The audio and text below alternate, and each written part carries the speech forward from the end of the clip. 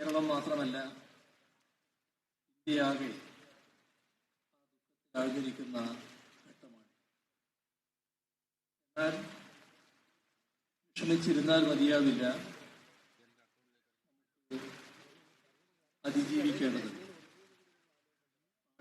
അതിജീവിക്കേണ്ടതുണ്ട്. നാടിൻ്റെ പൊതുവായ അതിജീവനത്തിനായുള്ള കൂട്ടായ പ്രവർത്തനങ്ങൾക്ക് ഊർജം പകരുന്നതാവണം ഇത്തവണത്തെ സ്വാതന്ത്ര്യദിനാഘോഷങ്ങൾ. സ്വാതന്ത്ര്യലബ്ധിയുടെ 8 ദശാബ്ദത്തോളമാകുന്ന ഈ ഘട്ടം ഒരു തിരിഞ്ഞു നോട്ടത്തിൻ്റേത് ആകേണ്ടതുണ്ട്.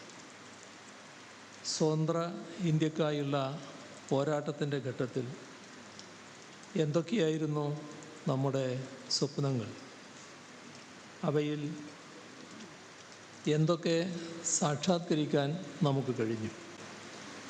ഇനിയും നേടിയെടുക്കാനുള്ളവ എന്തൊക്കെയാണ്? അതിനായി ഏറ്റെടുക്കേണ്ട പ്രവർത്തനങ്ങൾ എന്തൊക്കെയാണ്? ഇങ്ങനെയുള്ള ചോദ്യങ്ങളാണ് ഈ ഘട്ടത്തിൽ ഏറ്റവും പ്രസക്തമാകുന്നത്.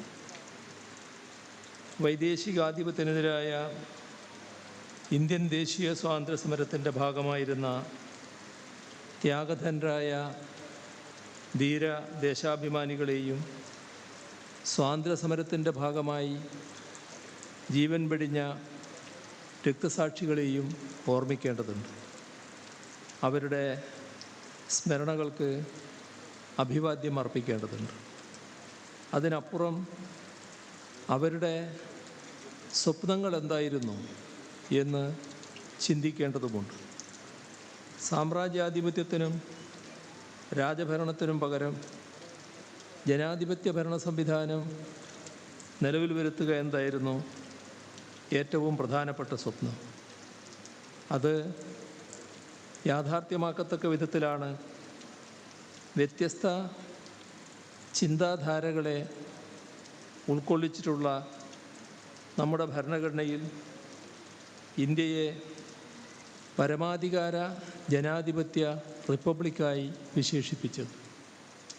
കഴിഞ്ഞ 78 വർഷം കൊണ്ട് ജനാധിപത്യ സംവിധാനത്തെ സംരക്ഷിച്ചു നിർത്തുന്നതിനും മെച്ചപ്പെടുത്തുന്നതിനും ഇന്ത്യക്ക് കഴിഞ്ഞിട്ടുണ്ട് എന്നത് അഭിമാനകരമാണ്.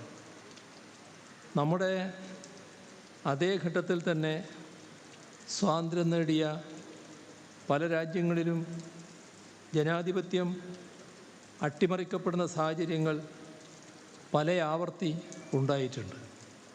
എന്നാൽ നമ്മുടെ ജനാധിപത്യം വെല്ലുവിളികൾ നേരിട്ടിട്ടുള്ള ഘട്ടങ്ങളിൽ അതിനെ സംരക്ഷിക്കാൻ ഇന്ത്യൻ ജനതയൊന്നാകെ ജാഗരൂകരായി നിലകൊണ്ടിട്ടുണ്ട് എന്നതിൽ നമുക്കെല്ലാവർക്കും അഭിമാനിക്കാം.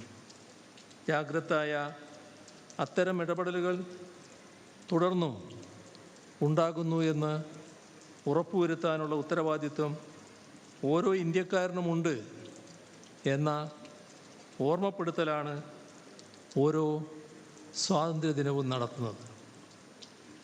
സാക്ഷരത, വിദ്യാഭ്യാസം, ആരോഗ്യം, പട്ടിണി, പാർപ്പിടം, കൃഷി, ഉൽപ്പാദനം, വ്യവസായം, സേവനം, സമ്പദ്ഘടന എന്നിങ്ങനെ പല മേഖലകളിലും 1947 ഉണ്ടായിരുന്നതിനേക്കാൾ വളരെ മികച്ച നിലയിലാണ് ഇന്ന് ഇന്ത്യ ഉള്ളത്. IT-യുടെയും സ്റ്റാർട്ടപ്പുകളുടെയുമൊക്കെ ഹബ്ബാണ് ഇന്ന് ഇന്ത്യ. ശാസ്ത്ര സാങ്കേതിക വിദ്യ, ബഹിരാകാശ രംഗങ്ങളിലടക്കം അഭിമാനകരമായ നേട്ടങ്ങൾ കൈവരിക്കാൻ നമുക്ക് കഴിഞ്ഞിട്ടുണ്ട്. എന്നാൽ അതേസമയം തന്നെ നമ്മുടെ പൊതുവായ ശാസ്ത്രാവബോധത്തിൽ കോട്ടമുണ്ടാകുന്നു എന്ന സാഹചര്യം നാം കാണാതെ പോകരുത്. കേവലം കോട്ടം വരൽ മാത്രമല്ല, അന്ധവിശ്വാസങ്ങളുടെ, ദുരാചാരങ്ങളുടെ, പ്രാകൃത അനുഷ്ഠാനങ്ങളുടെ പുനരുജ്ജീവനത്തിലേക്ക് പോലും പോകുന്നു. ഏത് ഇരുണ്ട ഘട്ടത്തെ താണ്ടിയാണോ പുതുകാലത്തേക്ക് വന്നത്, ആ കാലത്തിൻ്റെ അന്ധകാരത്തെ തിരിച്ചു കൊണ്ടുവരാൻ ജാതിയെയും വർഗീയതയെയും ആയുധമാക്കി ചിലർ ശ്രമിക്കുന്നു. അത് നമ്മുടെ മതനിരപേക്ഷതയെപ്പോലും അപകടത്തിലാക്കുന്നു. ഇതിനെ എങ്ങനെ ഫലപ്രദമായി മറികടക്കാമെന്നത് നാം ഈ ഘട്ടത്തിൽ പ്രത്യേകമായി വിലയിരുത്തേണ്ടതുണ്ട്. ശാസ്ത്രാവബോധത്തിലുണ്ടാകുന്ന പിന്നോട്ട് പോക്ക് വിഘടന വിഭാഗീയ പ്രവണതകൾക്ക് വളം വെക്കുന്ന അവസ്ഥ പോലും സൃഷ്ടിക്കുന്നുണ്ട് എന്നത് നാം ഗൗരവമായി കാണേണ്ടതുണ്ട്. ഇത്തരം പ്രവണതകൾ രാജ്യത്തിൻ്റെ ഐക്യത്തെയും അഖണ്ഡതയെയും പ്രതികൂലമായി ബാധിക്കാതിരിക്കാൻ ഒരു ജനത എന്ന നിലക്ക് നാം സവിശേഷ ശ്രദ്ധ പുലർത്തേണ്ടതുണ്ട്. രാജ്യത്തെവിടെയും വിവേചനങ്ങളും അതിക്രമങ്ങളും നേരിടുന്ന ജനവിഭാഗങ്ങളോട് ഐക്യപ്പെടാനും അവരുടെ അവകാശങ്ങൾ സംരക്ഷിക്കാനും നിലനിൽപ്പ് ഉറപ്പുവരുത്താനും നാം ബദ്ധശ്രദ്ധരായിരിക്കേണ്ടതുണ്ട്.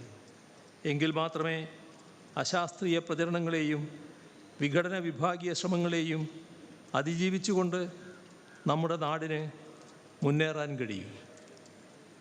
ശാസ്ത്ര സാങ്കേതിക രംഗങ്ങളിൽ നേട്ടങ്ങളുണ്ടെന്ന് പറയുമ്പോഴും ഈ 21-ാം നൂറ്റാണ്ടിൽ പോലും പ്രകൃതി ദുരന്തങ്ങളെ മുൻകൂട്ടി പ്രവചിക്കാനും ജനങ്ങളുടെ സ്വത്തിനും ജീവനും സംരക്ഷണം ഉറപ്പുവരുന്ന വിധത്തിൽ അവയ്ക്കെതിരായ പ്രതിരോധം തീർക്കാനും രാജ്യത്തിന് കഴിയുന്നില്ല എന്നത് നമ്മെ ചിന്തിപ്പിക്കേണ്ടതുണ്ട്.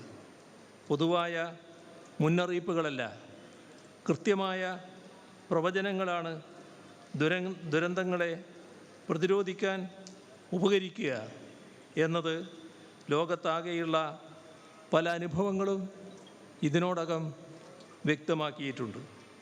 നമ്മുടെ രാജ്യത്തും ആ നിലയിലേക്ക് ഉയരാൻ വേണ്ട ഇടപെടലുകൾ നടത്തേണ്ടതുണ്ട്. രാജ്യത്തിൻ്റെ ഉയർച്ച ഉറപ്പുവരുന്നതിൽ ഏറ്റവും പ്രധാനപ്പെട്ട പങ്കുവഹിക്കുക രാജ്യത്തിൻ്റെ വ്യത്യസ്ത പ്രദേശങ്ങളുടെ സമതുലിതമായ വികസനമാണ്. എല്ലാ പ്രദേശങ്ങൾക്കും വിഭാഗങ്ങൾക്കും ഭരണനിർവഹണത്തിൽ തുല്യ പങ്കാളിത്തവും വിഭവങ്ങളുടെ മേൽ തുല്യ അവകാശവും ഉറപ്പുവരുത്താതെ പ്രാദേശികമായ അസന്തുലിതാവസ്ഥകൾക്ക് പരിഹാരം കാണാൻ കഴിയുകയില്ല. അത് ഉറപ്പുവരുത്തിക്കൊണ്ട് മാത്രമേ ഇന്ത്യൻ ജനാധിപത്യത്തെ പൂർണ്ണതോതിൽ അർത്ഥവത്താക്കാൻ കഴിയുകയുള്ളൂ. അതേസമയം തന്നെ പ്രാദേശിക അസന്തുലിതാവസ്ഥകൾക്ക് ആക്കം കൂട്ടുന്ന നടപടികൾ ഭരണാധികാരികളുടെ ഭാഗത്തു നിന്നും ഉണ്ടാകുന്നില്ല എന്ന് ഉറപ്പുവരുത്തേണ്ടതുമുണ്ട്. ഇക്കാര്യത്തിൽ ജനങ്ങളുടെ ആകെ ജാഗരൂകമായ സമീപനത്തിനും കാര്യക്ഷമമായ ഇടപെടലിനും വലിയ പ്രസക്തിയുണ്ട്. ജനകീയ പങ്കാളിത്തത്തോടെ വികസനക്ഷേമ പ്രശ്നങ്ങൾ കൈകാര്യം ചെയ്യുന്നതിലും അധികാര വികേന്ദ്രീകരണം ഉറപ്പുവരുത്തുന്നതിലുമെല്ലാം രാജ്യത്തിന് തന്നെ മാതൃകയായിട്ടുള്ള സംസ്ഥാനമാണ് നമ്മുടെ കേരളം. ഭാഷാടിസ്ഥാനത്തിലുള്ള സംസ്ഥാനമായി കേരളം ഏകീകരിക്കപ്പെടുന്നത് ഇന്ത്യ സ്വാതന്ത്ര്യം നേടി ഏതാണ്ട് ഒരു ദശാബ്ദത്തോളം കഴിഞ്ഞ ഘട്ടത്തിലാണ്. ആ കേരളം ആരോഗ്യം, വിദ്യാഭ്യാസം, തൊഴിൽ, ഭരണനിർവഹണം, ക്രമസമാധാനം, സാമൂഹ്യ സുരക്ഷിതത്വം തുടങ്ങിയ വിവിധ മേഖലകളിൽ ഇന്ന് രാജ്യത്തിൻ്റെ മുൻപന്തിയിലാണ് എന്നത് കേരളീയർക്കാകെ അഭിമാനം പകരുന്ന വസ്തുതയാണ്. ഐക്യരാഷ്ട്രസഭയുടെയും നീതി ആയോഗിൻ്റെയും സുസ്ഥിര വികസന ലക്ഷ്യങ്ങൾ കൈവരിക്കുന്നതിൽ മുൻപന്തിയിലാണ് കേരളം. പബ്ലിക് അഫയേഴ്സ് ഇൻഡെക്സിൽ ഏറ്റവും മികച്ച ഭരണനിർവഹണമുള്ള സംസ്ഥാനമായി തുടർച്ചയായി വിലയിരുത്തപ്പെട്ടിട്ടുള്ള സംസ്ഥാനമാണ് കേരളം. ഏറ്റവും അഴിമതി കുറഞ്ഞ സംസ്ഥാനമായി സെൻറ്റർ ഫോർ മീഡിയ സ്റ്റഡീസ് വിലയിരുത്തിയിട്ടുള്ളത് കേരളത്തെയാണ്.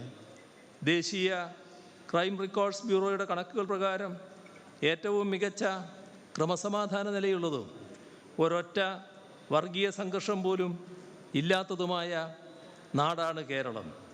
ഏറ്റവും കുറഞ്ഞ ശിശുമരണ നിരക്കും മാതൃമരണ നിരക്കുമുള്ള സംസ്ഥാനമാണ് കേരളം. നീതി ആയോഗ് പ്രസിദ്ധീകരിച്ച സ്കൂൾ എഡ്യൂക്കേഷൻ ക്വാളിറ്റി ഇൻഡെക്സിൽ 1-ാം സ്ഥാനത്താണ് കേരളം. രാജ്യത്ത് ഏറ്റവും കൂടുതൽ PSC നിയമനങ്ങൾ നടക്കുന്ന സംസ്ഥാനമാണ് കേരളം. രാജ്യത്തെ ഏറ്റവും മികച്ച സ്റ്റാർട്ടപ്പ് ഇക്കോസിസ്റ്റമുള്ള സംസ്ഥാനമാണ് കേരളം. രാജ്യത്തെ വ്യവസായ മേഖലയിലെ ബെസ്റ്റ് പ്രാക്ടീസാണ് നമ്മുടെ സംരംഭകത്വ വർഷം പദ്ധതി. പച്ചക്കറികൾക്കും പഴവർഗ്ഗങ്ങൾക്കും താങ്ങുവിലയുള്ള രാജ്യത്തെ ഏക സംസ്ഥാനമാണ് കേരളം.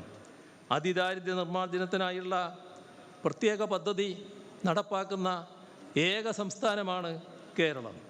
ഭൂരഹിതരും ഭവനരഹിതരുമില്ലാത്ത ഏക സംസ്ഥാനമായി കേരളം മാറുകയുമാണ്. ഇത്തരത്തിൽ വ്യത്യസ്ത മേഖലകളിൽ നമ്മൾ കൈവരിച്ചിട്ടുള്ള നേട്ടങ്ങളെ കൂടുതൽ സമാഹരിച്ച് ശക്തിപ്പെടുത്താനും പുതിയ കാലത്തിന് അനുയോജ്യമായ വിധത്തിൽ കേരളത്തെ ഒരു നവകേരളമാക്കി പരിവർത്തിപ്പിക്കാനുമാണ് നമ്മൾ ശ്രമിക്കുന്നത്. വിജ്ഞാന സമ്പദ്ഘടനയും നൂതനത്വ സമൂഹവുമായ ആ നവകേരളം എല്ലാവരെയും ഉൾക്കൊള്ളുന്നതും ഉൾച്ചേർക്കുന്നതും ആയിരിക്കും. അതുകൊണ്ട് തന്നെ നവകേരള നിർമ്മാണത്തിൽ സംസ്ഥാന സർക്കാരിനും തദ്ദേശ സ്വയംഭരണ സ്ഥാപനങ്ങൾക്കുമൊപ്പം ഓരോ വ്യക്തിക്കും സന്നദ്ധ സംഘടനകൾക്കും എല്ലാം വലിയ പങ്ക് വഹിക്കാനുണ്ട്. ജീവകാരുണ്യപരവും അതേസമയം വികസനോന്മുഖവുമായ പങ്ക് ദുരിതത്തിൽപ്പെട്ടവരുടെ കണ്ണീര് തുടച്ചുകൊണ്ട് അവരുടെ കൈപിടിച്ചുയർത്തുകയും നാടിൻ്റെ ഭാവിക്ക് അനുയോജ്യവും പുതിയ തലമുറ ആഗ്രഹിക്കുന്നതുമായ പദ്ധതികൾ നടപ്പാക്കുകയും വേണം. ആ നിലക്കുള്ള സമൂഹത്തിൻ്റെ ആകെ ഉത്തരവാദിത്വപൂർണമായ ഇടപെടലാണ് വയനാട്ടിൽ നാം ഇപ്പോൾ കണ്ടുകൊണ്ടിരിക്കുന്നത്. കേരളത്തിലുള്ളവർ മാത്രമല്ല, കേരളത്തിന് പുറത്തുള്ളവരും രാജ്യത്തിന് പുറത്തുള്ളവരും ഈ ദുരന്തഘട്ടത്തിൽ നമ്മെ സഹായിക്കുന്നുണ്ട്. മറ്റ് സംസ്ഥാനങ്ങളും നമ്മെ സഹായിക്കുന്നുണ്ട്. അവരോടെല്ലാമുള്ള നന്ദി ഈ അവസരത്തിൽ രേഖപ്പെടുത്തട്ടെ. നമ്മുടെ ഒരുമയെയും ഐക്യത്തെയും ഊട്ടിയുറപ്പിച്ചുകൊണ്ട് നവകേരള നിർമ്മിതിയിൽ തുടർന്നും മുന്നേറാനാവണം. അതിനുള്ള പ്രചോദനമാകണം വ്യത്യസ്ത ധാരകളിൽപ്പെട്ട സ്വാതന്ത്ര്യ സമര സേനാനികളുടെ സ്മരണ. അവർ സ്വപ്നം കണ്ട ഇന്ത്യ യാഥാർത്ഥ്യമാക്കുമെന്ന് പ്രതിജ്ഞയെടുത്തുകൊണ്ട് ഈ 78-ാം സ്വാതന്ത്ര്യദിനാഘോഷങ്ങൾ നമുക്ക് അന്വർത്ഥമാക്കാം. എല്ലാവർക്കും സ്വാതന്ത്ര്യദിനാശംസകൾ നേരുന്നു. Thank you, sir.